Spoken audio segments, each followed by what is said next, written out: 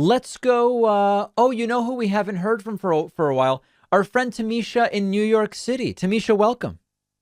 Thank you. How is everything? Everything's good? Um, I'm calling because I wanted to just quickly talk about the absurdity of the talk Yeah. from right where they say, "Oh, let's arm doors, lock doors, and rooftops." But that whole premise doesn't make any sense because it would mean you would have to arm every public place, you would have to lock every public place, Right. and is that really realistic to have armed guards everywhere all the time? Wouldn't that be like a welfare state? Well, it wouldn't be, it's not a welfare state. It'd be more like a police state. Police state. There you go. Yeah. Yeah. It's completely unrealistic. And, the thing about it is they never want to just say, let's try dealing with the guns. Like we've talked about all this other stuff and we've said the issue's mental illness, but then they won't fund mental health. And then they say the issue's doors, but then there's an outdoor shooting. And then they say, well, the issue is fire escapes, but then there's one at a movie theater. They want to just push around the responsibility and never deal with the guns. And you're absolutely right. It's like, well, I guess everybody should wear body armor at a parade and everyone should wear a helmet at the movies. And like, how far is this going to go before we say, hey, you know what? Let's just try dealing with the guns. And it's like most common sense people are not trying to take away guns. They're just trying to make it so crazy people don't get them. Yeah, I mean, it's like, listen, there's some people who want to get rid of the Second Amendment. I take a more fatalistic approach, which is like, for now, we have a Second Amendment. Let's work within it. Let's require liability insurance. Let's make ammunition really expensive. Let's limit the guns that someone under 25 can have. Let's have a waiting period. Let's have a psych eval. Let's have more extensive training. All these different things. Let's just really make it so that only the cream of the crop, so to speak, can get the guns. Well, that's where the common sense part comes in, but we're dealing with people without common sense. And that brings me to the next thing where Yeah. I'm coming to the similar conclusion to you where our electorate is just not very bright. Right. It's like I talk to people and they talk about gas prices, inflation, and they talk about democratic policies and, the left is too woke and the left is too crazy and radical. But then they very much ignore the radicalness that's on the right side. Of course. Like there's so much craziness that goes on the right, and so much authoritarian. It's all ignored because, and I've even heard people that I know that are not Republicans that talk about how they like DeSantis, like you were saying with Rogan. Yeah, with Rogan.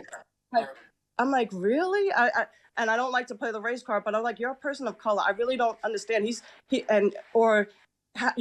support the LGBTQ community. I don't understand how you can support anything he stands for. Everything he stands for is against any of that. Yeah, I think he has a 0 rating on LGBT stuff. I mean, listen, it's really unfortunate, Tamisha, but we're in a world where most people are incompetent. And I know, it's so elitist and it's so condescending and it's so pompous. I mean, listen, at this point, I've worked with a bunch of real estate agents. They were mostly all terrible at their jobs other than two. At this point, I've had, over 20, however many years of driving. How many mechanics have I had? They've mostly been terrible at their jobs. And now I know a good mechanic. I've had, whatever, like, it's so common that people are just incompetent or only minimally competent. And we're kind of trying to dance through this. And you know what? So I could be incompetent too. I'm not even saying I'm exempt from this, but it's a reality that we're dealing with here. Yeah, I agree. Like I wouldn't say that I know everything, but I do try to be informed when I form opinions. I don't just form opinions based on what somebody tells me. I Yeah. try to, do my research and form an opinion based on facts. But it's just like some people just listen to propaganda or news outlets and they say, well, that's the way things are because they said it. Yes. And I'm like, but there's so much nuance. Even with the vaccinations, I hear people say, well, you could still get it. I was like, there's so much nuance that there's variants. People didn't get it at first, so it was allowed to spread. It's like there's so much nuance to it that it's not as simple as, if you get the vaccine, you can still get it. So that means the vaccine doesn't work. That's just a simplified way to think of it. 100%. 100%. Tamisha, the kids are okay? Yes, they both aced school, 90 high honors, so I'm very proud of them. 90 is good. Well, 97 actually. 97. Oh my God. Okay.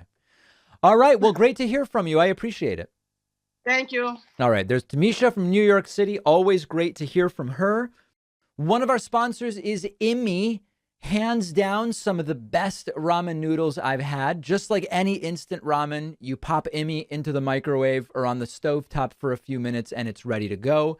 But what makes Immi different is that it is packed with 21 grams of protein, lower in sodium, 100% plant-based, with 18 grams of fiber for digestive health, and it tastes excellent.